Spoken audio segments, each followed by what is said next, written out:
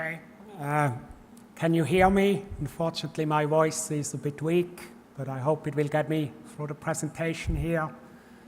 I kind of often get a sore throat when I fly on a plane, so unfortunately, but I'll do my best, and I'm sure we will be able to learn a little bit about the water usage in the built environment and some of the innovations that we have seen over the past couple of years. And I would also like to talk a little bit about how we use water in our buildings, how that has implications for the treatment of wastewater. So that will be at the very end. Now, before I do this, just a few words as to why I'm here, what brings me here, which is this DST UK IERI initiative, which is a linkage between the UK and India on education. And the main purpose is just to learn from each other. And I think you already gave an example about what you do in terms of having a sustainable campus. We have similar efforts in the UK. So I think there's huge opportunity for us to learn from each other and to together then increase even further the sustainability of what we are doing as Newcastle University as well as IIT Gandhinagar. So that's just from the website, a brief overview of what we would like. Thank you.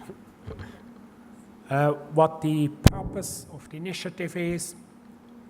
And then this is a brief description of our project. So it focuses on the vulnerability assessment as well as sustainable solutions for water quality management in the urban environment. So this is a brief overview of my talk. I will talk about current urban water infrastructures, how the classic traditional water infrastructure looks like, a little bit about what the environmental implications of using water are. So there are wider implications, not just water, but associated environmental impacts. And then why we need to use water more wisely and different approaches to how we can maybe achieve that. And finally, I will talk about how using water more wisely might have implications for sewerage as well as wastewater treatment. Now, much of the water treatment infrastructure was actually invented in the United Kingdom by British engineers, the Victorians. So the way we treat water is kind of illustrated here on this slide. So this is a typical water and wastewater cycle where basically we take water from the environment and then we treat the water and then we use it and then we treat it again together with stormwater in a combined sewer. This goes to treatment. And then we discharge it back into the environment. So this infrastructure is about, the way we designed this is almost 100 years old. So we recently had a 100-year anniversary for activated sludge, which is an invention of how we can treat our wastewater. So that was made in Manchester by Victorian engineers almost 100 years ago. And before we start criticizing the traditional way of how we treat water and wastewater, let's recognize the huge achievements that have been made by the implementation of this water treatment and wastewater treatment infrastructure. So in London, once they built a sewer in the city of London, that was the end to the cholera outbreaks. So there has been no cholera epidemic in London once they installed the sewer network. And I think that just illustrates how some engineering achievements are very relevant in keeping the public safe. So building a sewer may sound like something that's really boring, that's uninteresting, that's maybe smelly and so forth, but it's very important to keep the population healthy. Also, by treating the wastewater, we have dramatically increased surface water quality, at least in the United Kingdom. So I come from Newcastle upon Tyne, and something we notice is that nowadays rare or precious fish species such as salmons are returning into our rivers because the water quality is just so much better. So the River Tyne used to be the sewer for our city of Newcastle. We just discharged all the wastewater into the river.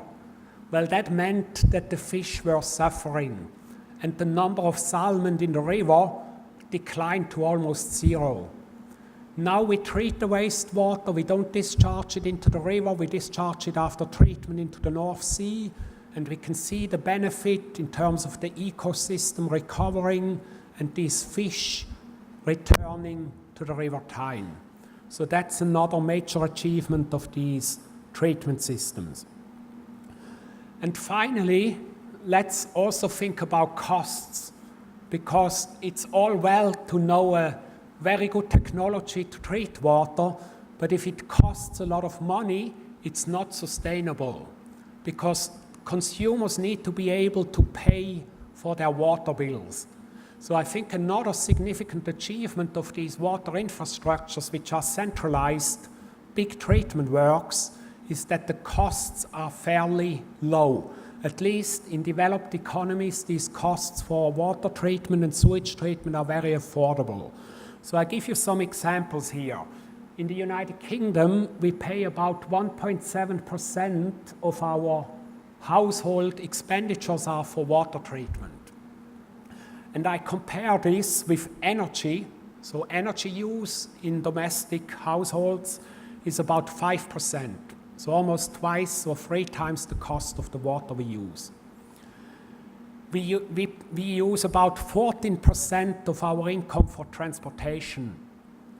And we use 2% for alcohol, tobacco, and narcotics. So we pay less for our water and our wastewater treatment than for alcohol and narcotics and tobacco. And I think that illustrates that water treatment, if you centralize it, becomes economic and becomes affordable. However, there are also some problems with the way we supply water in the United Kingdom. And something that I know you've been doing work on here in IIT Gandhinagar as well are extreme weather events. So we think the climate is changing, we think that we will see more heavy rainfall, but also more periods of drought where there's not enough water. So that will create some problems for our water supply. I just give one example here. In the year 2012, there was a severe water shortage in London in March of this year, and then in August of the same year, we had a 1 in 100-year rainfall event, which led to flooding. So sometimes we don't have enough water, and sometimes we have too much water. And we think that this situation will occur more frequently, so we need to adapt our water infrastructure to these new challenges, which we think are due to climate change. The other problem is that even though water treatment is affordable, we use a lot of energy. So our water treatment does a really good job at treating the water. We achieve very good effluent standards or drinking water quality standards, but the downside is we need a lot of energy to treat the water. And as you know, using energy, if it comes from fossil fuels, also has environmental implications. So we have a lot of indirect impacts on the environment that we need to think about. So to treat water in the UK, we use 3% of our electricity nationally just to treat the water. We use a lot of chemicals to treat the water. To treat the wastewater, we actually use another 3%. So in total, we use about 6 to 7% of all the electricity that is produced in the United Kingdom to treat our water. And if we produce electricity from coal, like we used to do, or fossil fuels, then that has climate change implications. Also, because a lot of our infrastructure in the UK was built 100 years ago, it is very old. It has problems with leakage. It has problems that we need to maintain the infrastructure. There's some lead in some of our water pipes still within the United Kingdom. So because the infrastructure is very old, we need to invest into updating it and bringing it back to modern standards. So here's an illustration of the problem with the energy demand. So we abstract about 5 billion cubic meters of water a year, and to treat it we need 8 terawatt hours of energy a year, which is the output of an entire power station. Also, because we have combined sewers, so for our sewers we have rainfall mixed with wastewater. And if it rains very heavily, the sewer doesn't have enough capacity for the large volume of water. So then we discharge via combined sewer overflows untreated wastewater directly into our rivers, just because the sewer capacity is not enough for these high flow volumes. So in London nowadays, every time it rains, basically, we have a discharge of combined sewer overflows. And it's such a big problem that the company needs to pay hundreds of millions of pounds in fines to the European Union because they're polluting the river. So right now they're building the London super sewer. I don't know if you know about this. They're building a huge tunnel below the River Thames just to increase sewer capacity. And that costs billions of pounds. So very expensive upgrade to their infrastructure. So these are some of the issues. We need a lot of water for our public supply. We need a lot of energy. We need a lot of chemicals. And that means there's a lot of greenhouse gas emissions. Now, we made a little video about this, a YouTube video, and I think maybe we can watch this. I don't know. Let's see.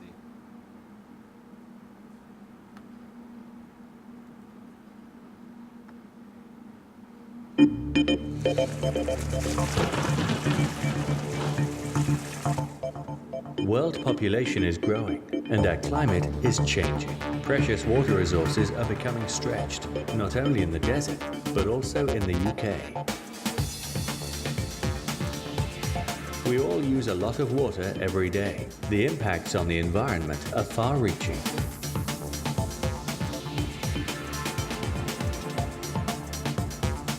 It takes the entire output of a nuclear power station to generate enough electricity for water treatment across the UK. When heating water, we use many times as much. Each of us can make a real difference. Use a lot less water to wash with by taking less baths. Keep showers short and cool, or shower every other day, as long hot showers can dry out skin. Wash only full machine loads.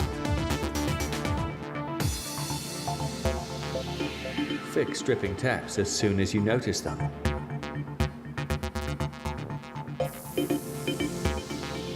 Using water more wisely saves everyone money. It means less energy is required to provide it, which in turn reduces greenhouse gas emissions and leaves more water in our rivers and lakes for the fish to enjoy, helping our generation and the next. We can all use water wisely. So what are you going to do differently?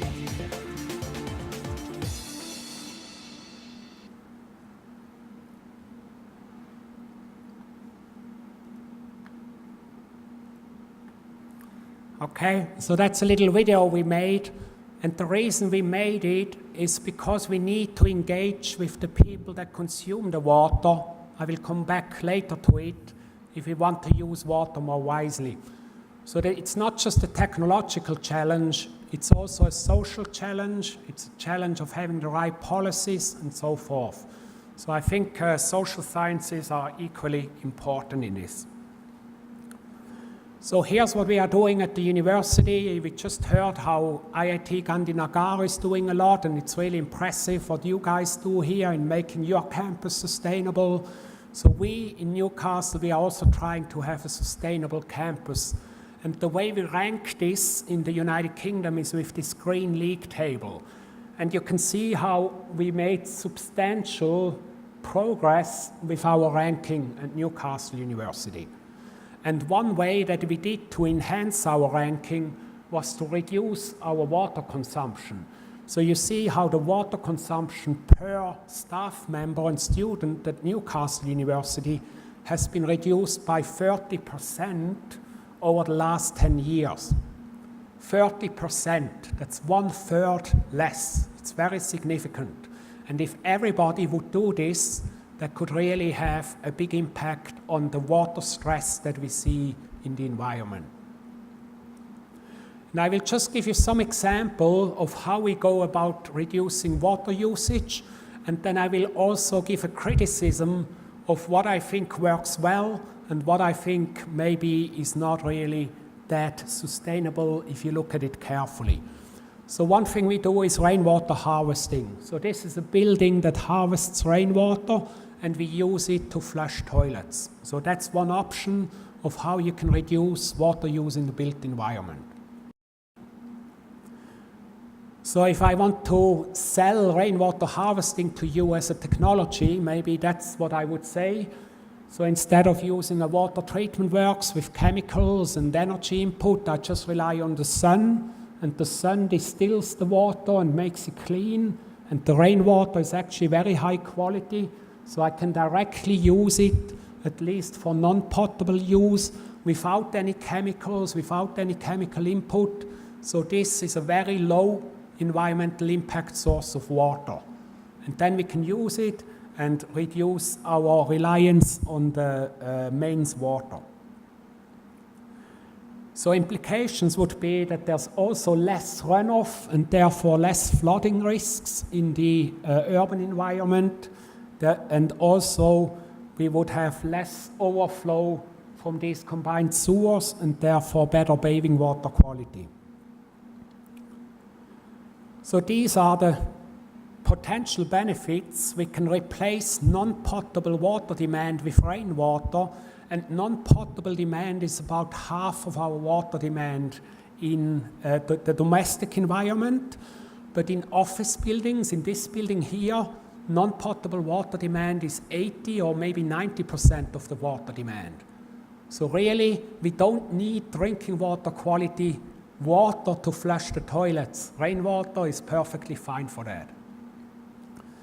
So therefore, if we use rainwater, we can meet that demand without energy demand, without chemicals, and this will also reduce our water bills and the flooding risks. So that's how the rainwater harvesting system looks like. And the important thing to take away from this is while we collect the water on the roof, we actually store it below ground. And that has implications. So the storage tank is below ground. And it means we need to pump the water back onto the roof if we want to use it.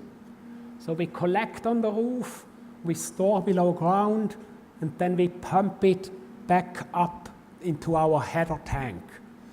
So I just said it doesn't have an energy demand, but if you look at this, we've got pumps here. And every time you have pumps in the system, you need to start thinking critically. If you have membrane filtration, you have a pump. How much energy does this pump use? It's not negligible, okay? So unfortunately, already we can see there's a little downside here.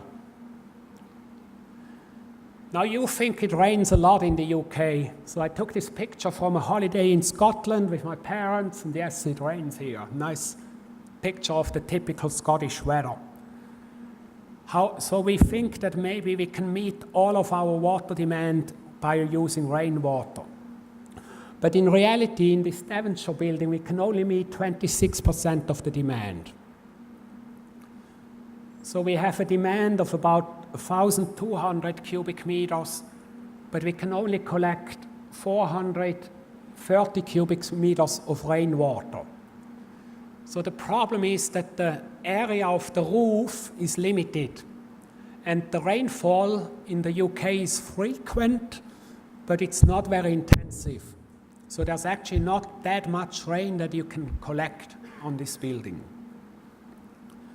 So I calculated, for me personally, if I go to work, how much surface area, roof surface area I need to collect my water demand in different places around the world. And you can see that Newcastle, it doesn't rain so much, so if I lived in Glasgow, I would need less surface area. If I live in California, if I live there in the winter, I need less surface area than in Newcastle. But if I live in California in the summer, I need a huge surface area. So in California, you can use rainwater in the winter, but not in the summer. And maybe you've got a similar situation here, I would imagine. So there's different interpretations. You can say it doesn't rain enough, you can say there's not enough roof area, or you can say our toilets use too much water. So we will look into this a little bit later. Now we said we don't need energy for rainwater harvesting. I already mentioned that's not true because we have these pumps, and these pumps are using quite a lot of energy actually. So we think, because if you have things that are small, if you have a small pump, you use a lot of energy. The water treatment work has a huge pump, much more efficient. So actually a small pump uses as much energy to lift the water on the roof as the big pump uses to push the water through the system and provide it in the building. So our interpretation is that if you need to lift your water with a pump back onto the roof, then you're not saving energy with rainwater harvesting. What about saving chemicals? We think this is achievable because we don't treat the rainwater. So here you use rainwater, but you treat the rainwater. So you use chemicals. I saw hydrochloride and you use flocculant, alum.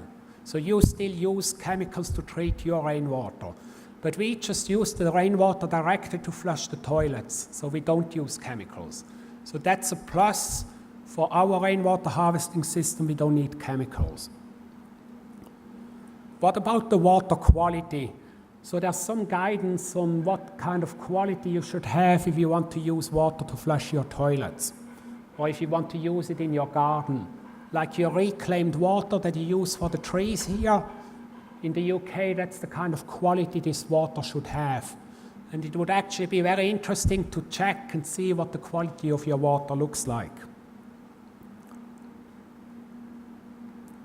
So we measured the water quality, and generally it does meet these requirements. So that's good. Rainwater has fairly good quality. However, we do find some bacteria in the rainwater, E. coli, fecal bacteria. So how do these fecal bacteria get into the rainwater? Any suggestions? Where do the E. coli come from?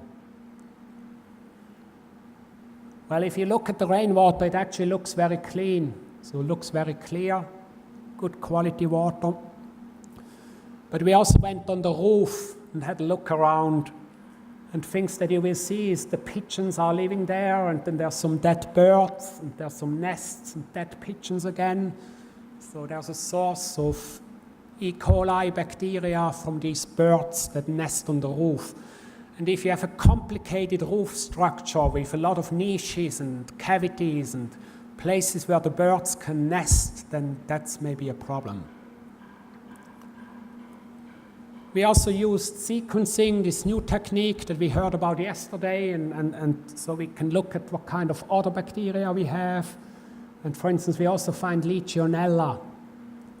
Low numbers, but we find some of these pathogens that if there's spray and you get it into the air, it can infect your lungs. So maybe that's also a slight concern.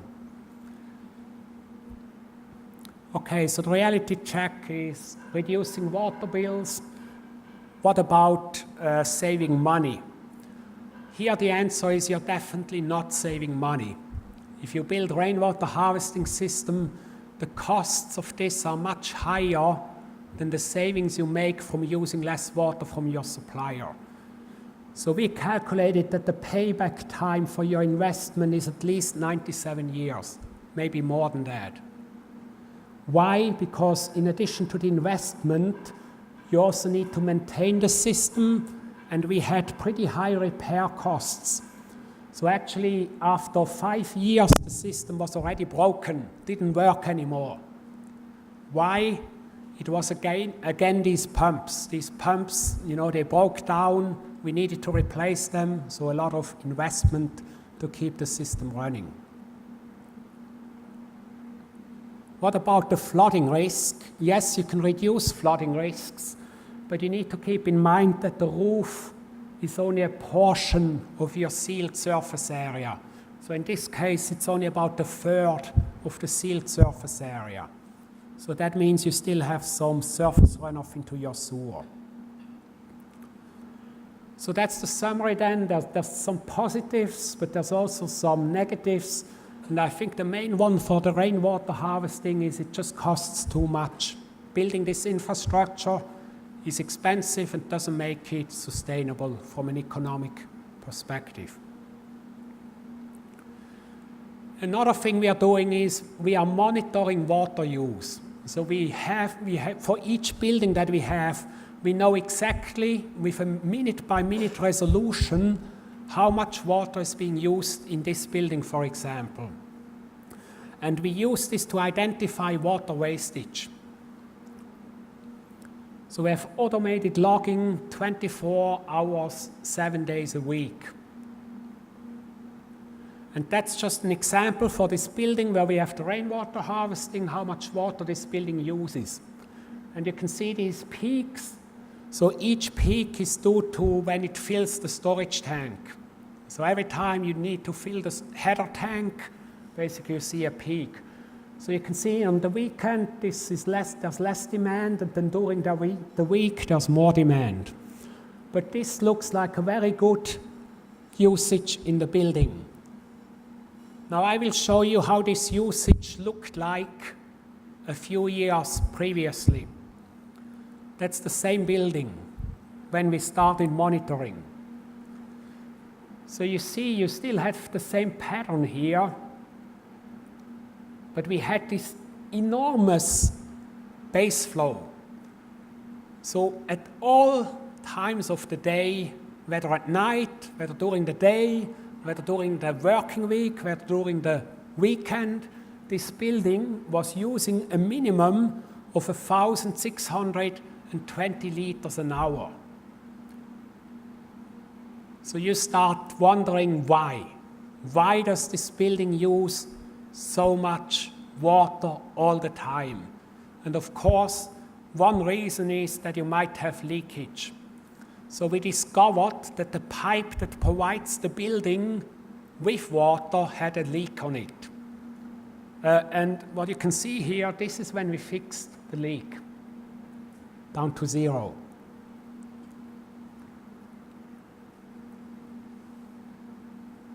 So we repaired it, and this leakage was 32 times the amount of water we harvested with the rainwater harvesting system. So finding and fixing this leak is a much better way of saving water than installing rainwater harvesting in your building. Okay? So here you don't only save water, of course you save a significant amount of money also. So we estimate we lost about 40,000 cubic meters since this leak occurred, and that's worth about £80,000 of money. And because the leak was on the side of the pipe that belongs to the water company, we can actually ask for a refund. So we can ask the water company to give us this money back. We paid them for the money, for the water, but the water was actually lost from the pipe on the site that belongs to the water company. So here's another case study of how this monitoring can help us find wastage. So this is student dormitories. I'm sure you all live in a dormitory, okay? in Newcastle, we know how much water you use. So this is one of the dormitories, and it's one of the older ones.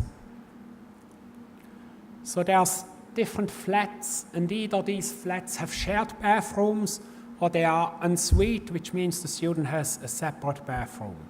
So it's quite interesting to compare and see the difference. So here's the water monitoring data for these student dormitories. And this is our first academic term, and you can see how more water is being used during term time, and then Christmas. You have less water being used, and then term time, and then spring break, and then the third term. But again, you can see that we have this space flow. So there's always some water consumption in these buildings. Whether it's Christmas, whether it's 12 p.m., whether it's 2 a.m., whether it's 4 a.m. So that's very suspicious. That means there's some use of water that is probably either from leakage, or somebody lets the pipe run, or there's something going on that's basically not necessary.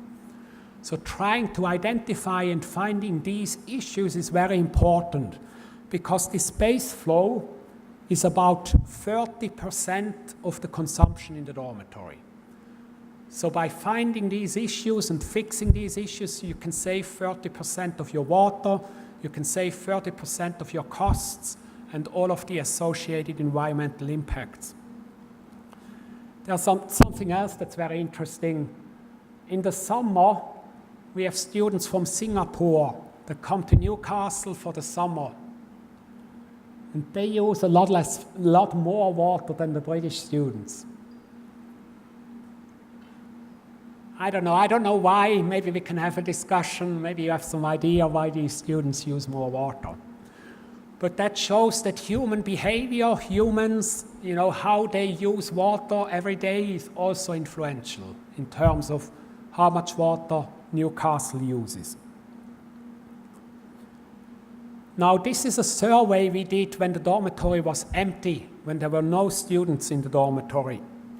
And there was this very strange pattern where you had these decreases in the water usage, and then it went up again, and went up again, and went down again. And we were able to identify the problem, which was leaking toilets. So this was just one toilet here, one toilet that was constantly running. So you push the flush bottom, the toilet keeps running.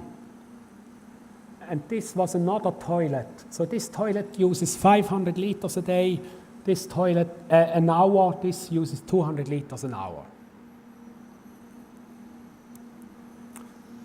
So this toilet has the water demand of about 5 students. And this about 2 students, 3 students.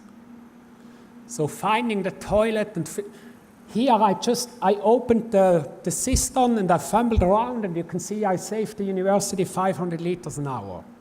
So it can be easily fixed, but you need to find it and somebody needs to take action. So there's 2 types of faults with these toilets, and here are some of the implications. That's the cost implication. Now, repairing these toilets is much less than the costs of the water you're losing here. So the payback time is not 97 years, the payback time is maybe a day. Much more effective. So I think this monitoring, really, this is a very, very good thing to do, and a very sustainable way of addressing unnecessary water consumption by institutions like Newcastle University. Then what about infrastructures? So one thing we looked at was, if we build a new building, how should we improve the water appliances in that building? So we've got this new building which should be a model for urban sustainability, so we were also trying to make it sustainable for the water use. So we had all these meetings with the architects, and then we had all these ideas. So these were all the ideas I had, how you can have great things that make the building water use more sustainable. And I'm sure you're aware of all these ideas, such as grey water recycling and so forth. But then you start having discussions with the architect, and you start having discussions with the maintenance team, and with the people that have to live in the building. And all of them have some objections to some of these ideas. For example, we wanted to have urine separation toilets. And then somebody said, oh, I think if you do this, you can test the urine and you will know whether or not I'm pregnant. And I don't want you to be able to do this. So she just said, no, I don't want urine separation toilets. If somebody vigorously says no, and you need to find a compromise, you can forget about this option. So that shows that social acceptability is really important. People need to be willing to accept your technology, otherwise you cannot implement it. Somebody from the maintenance team says waterless urinals are smelling. It's not true. There's plenty of waterless urinals that have no odor problems at all. And you find them in different buildings. But the moment that this person says it smells, the project manager said, no, I don't want this in the building. So you have all these discussions, and at the end of it, the only thing that everybody could agree on was rainwater harvesting. Now, I'm not a fan of rainwater harvesting. I already explained it to you. So I was really disappointed. Also, they only allowed me to harvest rainwater from a portion of the roof, because they also wanted to have a garden, they wanted to have terraces for the people to sit, and they said, where there are people, we cannot collect the water because that's a risk. So they left me with this little bit of area here to collect the rainwater. So I said, that doesn't make any sense at all. We can only meet a few % of the building demand, and you know, this is not a great idea here. So I said, let's go back to the drawing board, let's think again. We need at least one thing that's better than what other people do. And the thing we could agree on were these propeller toilets. So these toilets, they use pressurized air to empty the bowl, and then a little bit of water to rinse the bowl. What it means is you need to close the lid. It's a little bit like the airplane. But the airplane is vacuum, so this is pressurized air. But the thing is, it uses 1.5 liters of water. Even a standard low water use toilet uses 4 to 6 liters. So if you can go from 4 to 6 liters to 1.5 liters, and 50% of your demand is toilet flushing, or in an office building 80% of the demand, that will have a dramatic impact. That will hugely decrease your water demand.